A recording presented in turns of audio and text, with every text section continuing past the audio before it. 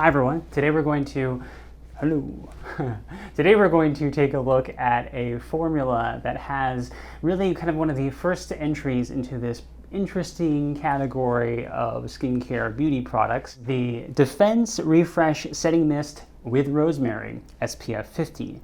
At 3.4 ounces, it's $28, and this formula has a variety of interesting claims around it. One is, of course, to provide broad spectrum sunscreen, but also to be kind of misted over your makeup to help set your makeup, and then also it helps to absorb excess oil. So let's actually take a look at each of these claims. So number one, this formula is a very simple blend of alcohol, of some dry finish ingredients, isodedicane, and then also some essential oils. There's peppermint, and then there is rosemary, and which gives it that kind of very minty rosemary scent that it has. So the first claim is, of course, the broad spectrum claim. This is definitely a broad spectrum formula with an SPF 50. It's a blend of non-mineral synthetic actives, and that's what gives it kind of that lightweight, finish, where it aids in that lightweight finish because of those synthetic actives. Mineral actives, they wouldn't be as lightweight as this is. You can make mineral actives pretty lightweight, but not nearly this lightweight. So check, it does have that SPF 50 there. Now the way that Supergoop recommends using this is, of course, to spray it all over your face, to help boost the sunscreen that you have already applied during the day. Of course, that's nothing new. You've got powder, a lot of powder products out there that have SPF to them. But, in this type of form, it does have a very kind of attractive sound to it. If you can apply your, refresh your sunscreen on top of your makeup without disturbing it, certainly I know there's quite a lot of people out there who'd be interested in that type of product. Well, interesting enough, with spray sunscreens, the FDA does not recommend spraying them into your face.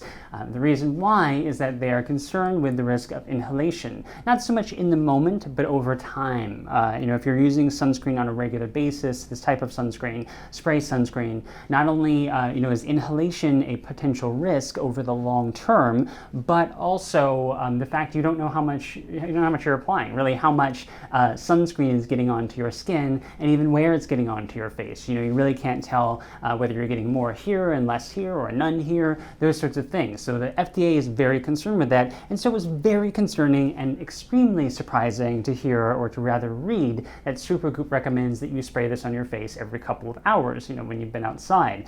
Not a good thing. Now, the makeup setting effect that this is to have. Now, of course, makeup setting sprays are nothing new. Urban Decay, I think, probably popularized the whole concept of makeup setting sprays, but they also are a very confusing category of products because there's really not a universal agreement on what a makeup setting spray is. Some of them, like some of the Urban Decay formulas, the all-nighter, they're loaded with a lot of film formers or kind of hairspray-like ingredients. So when they get onto your face, they really form kind of a uniform barrier that actually acts in a way like adhesive to keep everything, well, not in a way, it actually literally acts like adhesive to keep everything on your face. This has really taken the setting spray, film forming approach to makeup setting. It does have a pretty small amount of film former way at the end of the list. So actually this kind of has more of a dry finish effect. So there's really not much happening here in terms of makeup setting. Certainly if you've tried a setting spray like those I've mentioned from Urban Decay, this won't be anything like that. It won't do much there.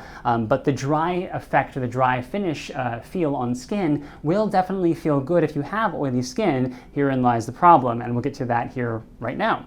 So the oil control aspect of this, because it is an alcohol-based formula, an alcohol-based spray, and it does contain some dry finish agents on top of that, it absolutely will absorb oil. Not necessarily absorb, but will break it down and dissolve it, because that's how alcohol works. In a sunscreen or in any type of cosmetic, it helps to dissolve the lipids and the oils on skin, to either help to drive in beneficial ingredients or to give a dry, lightweight feel on skin. Unfortunately, the opposite side of that is that it does not just stop at the excess oil on the surface of your skin. Alcohol keeps going in this high amount because it wants it all from you. And the kind of side effect of that is it begins to take things away from your skin that keep it healthy. Some of those lipids that help to keep and bond those healthy layers of skin together, it can break those down, and it does break those down ample research has shown, it can also promote inflammation in skin and cause additional free radical damage on skin.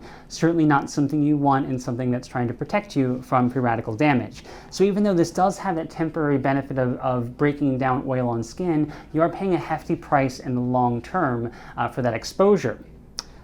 Well, I guess the question is next is it worth it? Is this type of formula, really worth, the benefits, even if it was a special occasion sort of thing? Ultimately, this does have, this is really just a spray sunscreen. There's nothing revolutionary about it. In fact, it is so much like a spray sunscreen, you could go to the drugstore and buy a little can or a big can of Clearly Sheer Beach and Pool from Coppertone, or another sunscreen I mentioned also in the actual written review, and it's the same product. It really is just a very simple blend of an alcohol-based formula that has some dry finish ingredients, some fatty acids. In the case of Supergoop, it has a lot of fragrances. We'll get to that in a moment. But in the case of a formula like Clearly Sheer, it has no fragrance at all. Also, it's like $6 for this huge canister that is virtually the same product.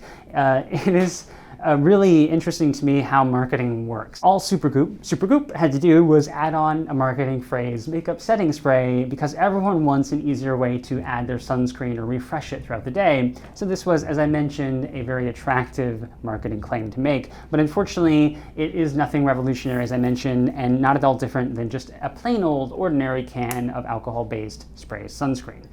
I did mention those fragrance essential oils. This has a lot of peppermint oil and a lot of rosemary oil to it. While it's not overpowering, on your face, you can definitely smell it. It does linger, and that is also going to compound the free radical damage of the alcohol.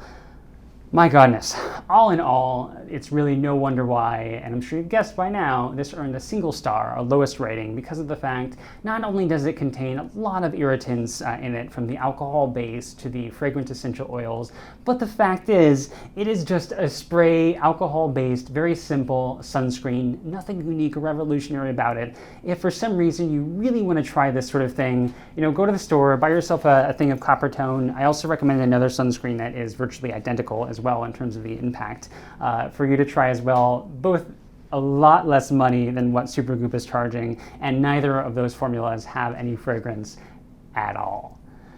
Okay, so if you've tried this and you loved it, if you tried it, you hated it, if you're going to try it, if you have questions, feedback, I'd love to hear it. Go ahead and leave that in the comment section below. I hope this was helpful. Thanks for watching.